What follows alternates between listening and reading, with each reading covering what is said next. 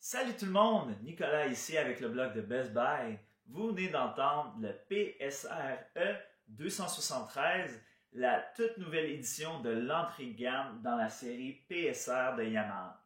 La série PSR est vraiment un grand vendeur pour Yamaha. Ils en vendent plein parce que c'est des claviers abordables qui sont vraiment intéressants pour les débutants.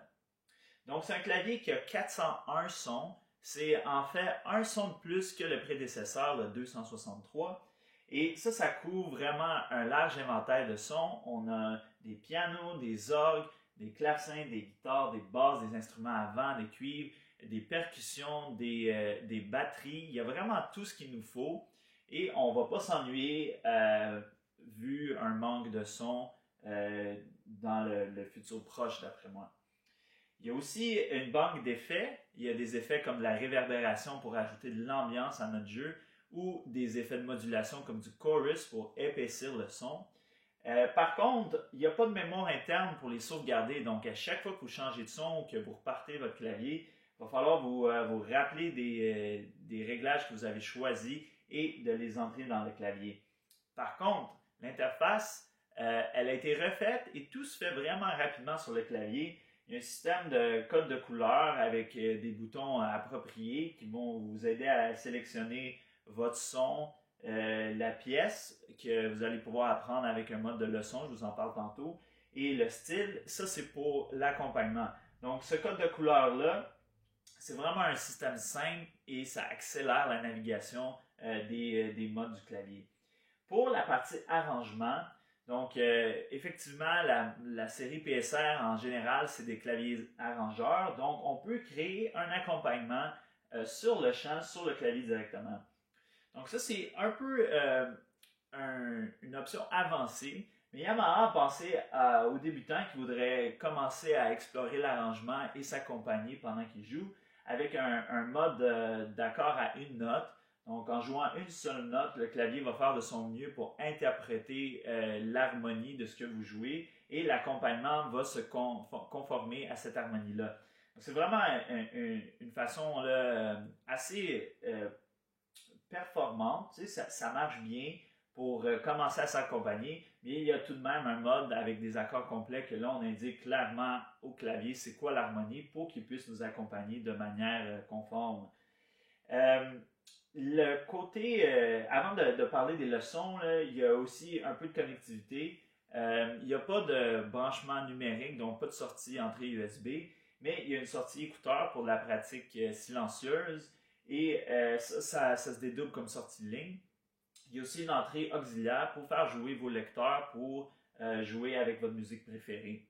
Il y a un adaptateur qui est inclus pour alimenter le clavier, mais le clavier s'alimente aussi avec 6 batteries AA et il y a un lutrin inclus pour supporter nos cahiers de musique. Donc le mode de leçon est vraiment intéressant. Il y a une grosse banque de pièces musicales intégrées au clavier et grâce à cette banque-là, on peut apprendre pas mal de musique. Et Yamaha a vraiment créé un système assez efficace pour nous apprendre cette musique-là. Donc, on va apprendre les mélodies de ces pièces-là avec un apprentissage à 3 temps. En premier lieu, on va écouter la musique et l'interniser avec le mode Listen and Learn. Le clavier va nous jouer la musique et nous montrer sur le petit écran les notes qui sont jouées. Ensuite, le mode Timing. Dans ce mode-là, on apprend le rythme. Donc, c'est pas important quelle note qu'on joue, tant qu'on la joue en même temps que le rythme et la musique. Comme ça, on apprend tranquillement c'est quoi vraiment les rythmes de la mélodie. Et ensuite, le troisième mode, Waiting. Là, le clavier va nous attendre avant de continuer la musique. Il va nous attendre tant qu'on n'a pas joué la bonne note. Comme ça, on apprend à ce moment-là les bonnes notes sur le clavier. Donc, une fois qu'on a appris le rythme et les notes, ça va être à nous de les mettre ensemble et d'apprendre la musique de cette manière-là. Je vous ai enregistré un autre exemple de ce clavier-là et je vais vous montrer dans cet exemple-là le mode leçon.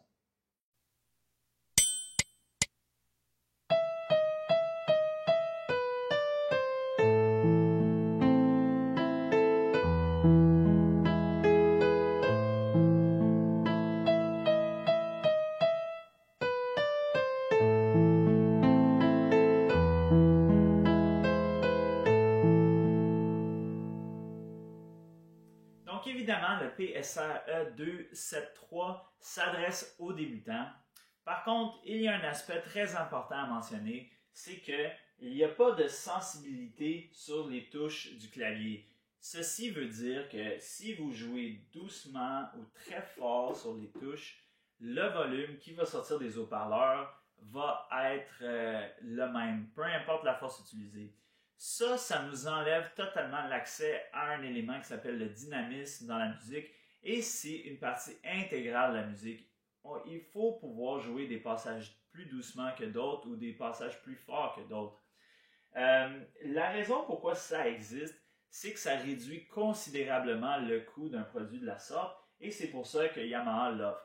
Donc, c'est quand même une grosse décision du manufacturier, ça fait partie de la musique, mais c'est quand même une option pour vous pour vraiment réduire les coûts, déterminer si par exemple votre enfant aime vraiment jouer du piano. Et c'est aussi une bonne option pour avoir un instrument qui est portable, qui est très facile à entreposer. Le clavier, comme je disais, il s'alimente avec des batteries, donc il y a des haut-parleurs intégrés, donc on peut l'amener chez des amis au chalet, puis pas trop se casser la tête avec la logistique. Donc c'est vraiment un pensez-y bien pour cet aspect-là. Le reste du clavier est très intéressant pour les débutants. Ceci étant dit, j'ai récemment fait une évaluation du PSR-E 373 qui est le prochain clavier dans la série. Lui, il inclut la sensibilité des touches. C'est plus ou moins le même clavier avec encore plus de caractéristiques. Donc, si vous voulez dépenser un peu plus et au moins avoir le dynamisme, c'est un modèle à considérer également. Donc, si vous voulez plus d'informations sur le PSR-E 273 de Yamaha, je vous invite à lire mon évaluation complète sur le blog de Best Buy. Mon nom est Nicolas, merci beaucoup d'avoir écouté.